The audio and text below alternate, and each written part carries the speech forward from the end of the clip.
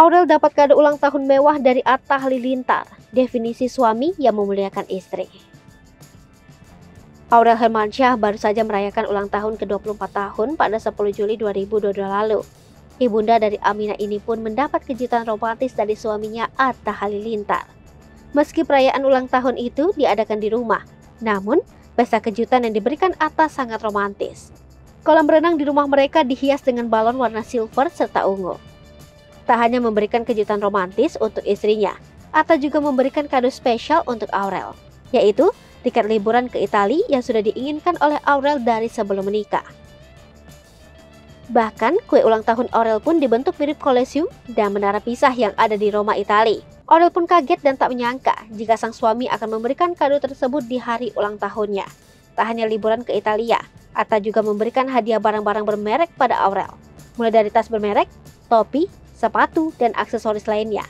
Bahkan, Aurel sangat bahagia hingga menyebut Atta sebagai suami yang sangat memuliakan istri.